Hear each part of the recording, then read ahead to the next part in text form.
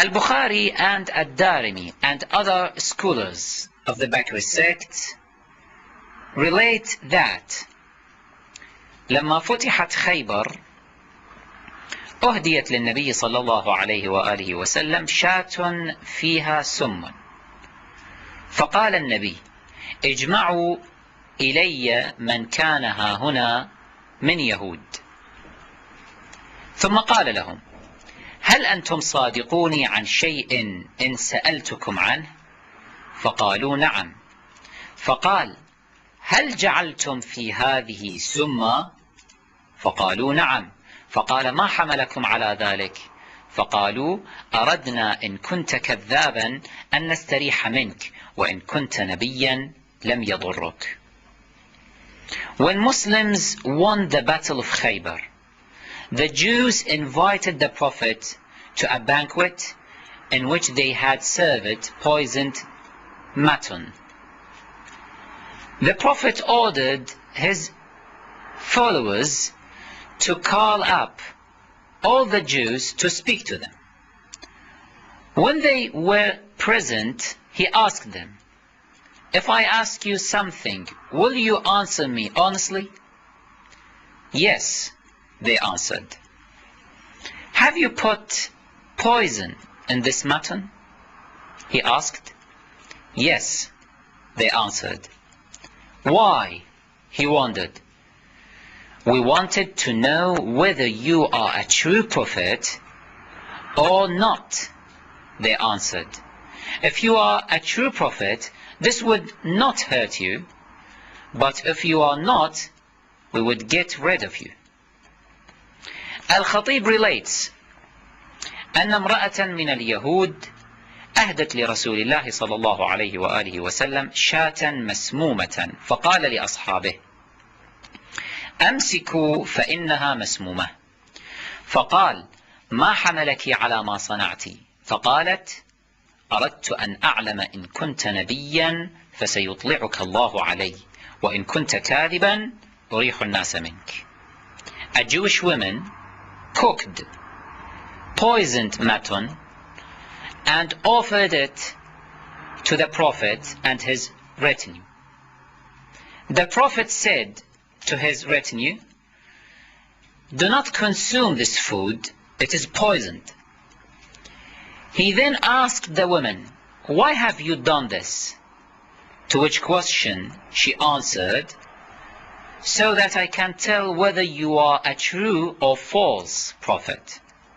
If you are true, Allah will reveal you that this food is poisoned, so you won't consume it. But if you were false, you would eat it and die. Thereby, I would relieve people of you."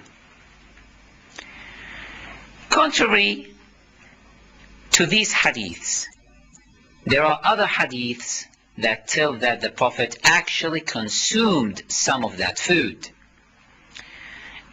In the process, he admonished his followers to stop eating, and that one of them did really die.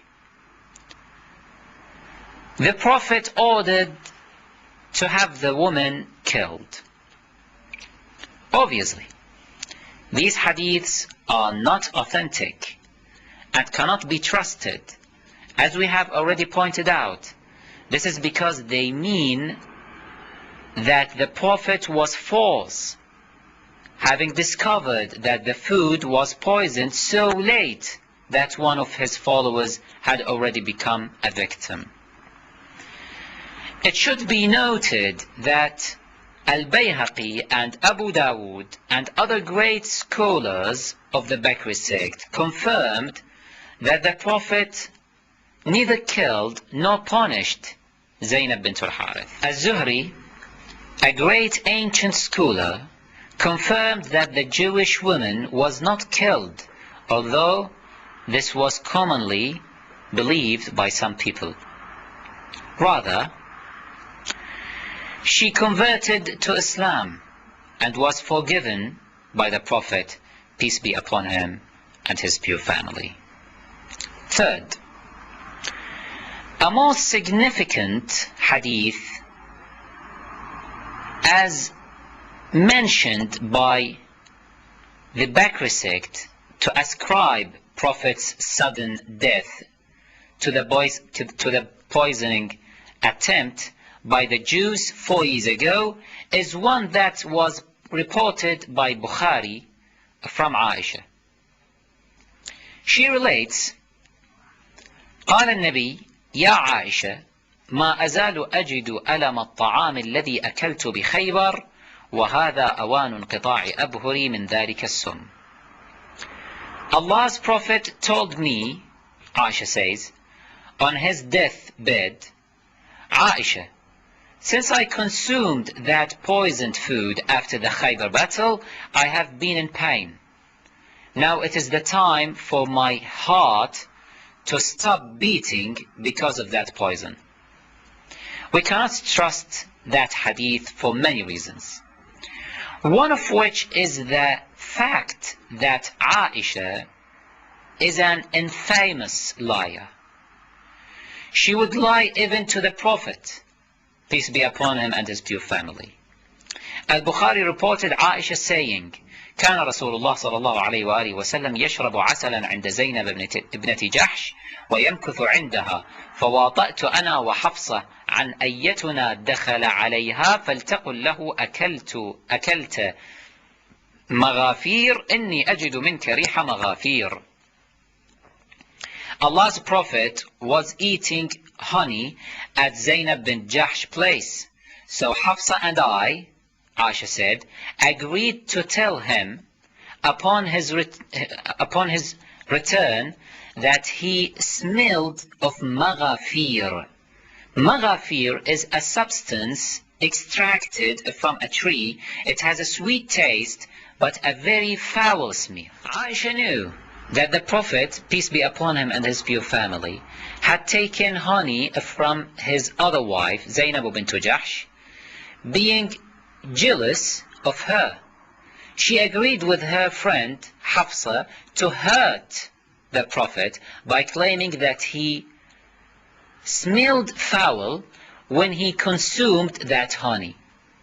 Thereby, he would stop eating it and consequently stop visiting his wife Zainab. That was a lie. A woman who would not abstain from lying to the noblest Prophet would not abstain from lying to ordinary people either.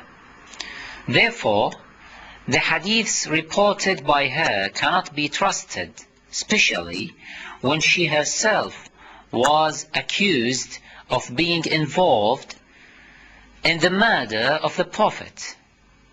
Naturally, she would try to divert suspicion by pointing fingers at others. Let us not forget that the Holy Quran stated that Aisha and Hafsa were sinful wrongdoers, whose hearts deviated from the true path. Allah warned them that by merely marrying the Prophet, they would not be exempted from going to hell. This was set forth in the chapter At-Tahrim. قال تعالى إن تتوبا إلى الله فقد صغت قلوبكما وإن تظاهرا عليه فإن الله هو مولاه وجبريل وصالح المؤمنين والملائكة بعد ذلك ظهير ضرب الله مثلا للذين كفروا امرأة نوح وامرأة لوط كانتا تحت عبدين من عبادنا صالحين فخانتاهما فلم يغنيا عنهما من الله شيئا وقيل ادخلا النار مع الداخلين. If you both turn to Allah, then indeed your hearts are already inclined to this. And if you back up each other against him, then surely Allah is his guardian and Jibreel and the believers that do good, and the angels after that are the helpers.